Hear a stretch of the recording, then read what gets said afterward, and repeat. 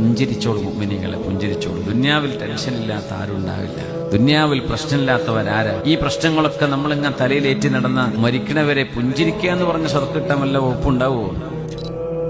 നിങ്ങളുടെ സഹോദരനെ കാണുമ്പോഴേ, ഒരു മനുഷ്യനെ കാണുമ്പോ നല്ല പുഞ്ചിരിക്കുന്ന മുഖവുമായി നിങ്ങൾ കാണുന്നത് നിങ്ങൾക്ക് സ്വതക്കയാണ്, ദാനമാണ്. അതെന്തെന്നറിയോ? പൈസ കൊടുത്തവരൊക്കെ സന്തോഷം കിട്ടിയേക്കും അല്ലേ?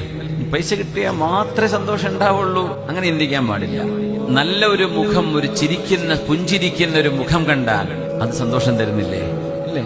മനസ്സിന് കുളിർമ ലഭിക്കുന്നില്ലേ? അപ്പൊ നമുക്ക് എന്തെങ്കിലും ഒരു മാതിയായ ടാഞ്ചിബിൾ പൈസയോ സാധനമോ ഗിഫ്റ്റോ കിട്ടുന്നത് പോലെ, അല്ലെങ്കിൽ അതിലേറെ ഒരു പക്ഷേ ഒരു മനുഷ്യന്റെ പുഞ്ചിരിക്കുന്ന മുഖം കണ്ടാൽ സന്തോഷം ഉണ്ടാവും. അതുകൊണ്ട് ഹബീബിന്റെ മുത്തുനബിയുടെ ഉമ്മത്തികളായ നമ്മൾ മുഖത്ത് പുഞ്ചിരി കൊണ്ട് സ്വതക്ക ദാനം ചെയ്യേണ്ടവരാണ്. സ്വതക്ക ചെയ്യാൻ നമുക്ക് അവസരം തന്നിരിക്കുകയാണ്, നഷ്ടപ്പെടുത്തണ്ട. എത്ര ദിവസം കഴിഞ്ഞുപോയി നമ്മുടെ ജീവിതത്തിൽ, ഇനി മരിക്കോൾ എത്ര ദിവസം നമുക്കറിയില്ല എത്രയാ ബാക്കിയുള്ളതെന്ന്. ആ ദിവസങ്ങൾ പുഞ്ചിരിച്ചോളൂ മുഅ്മിനീങ്ങളെ, പുഞ്ചിരിച്ചോളൂ. ദുനിയാവിൽ ടെൻഷൻ ഇല്ലാത്ത ആരും ഉണ്ടാവില്ല. ദുനിയാവിൽ പ്രശ്നമില്ലാത്തവരാരാ?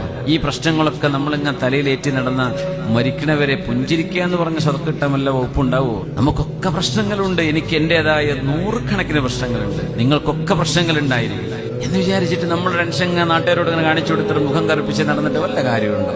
ആ കാണുന്ന ആളെ കാണുമ്പോൾ തന്നെ മറ്റുള്ളവർക്ക് ഡിപ്രഷനായി.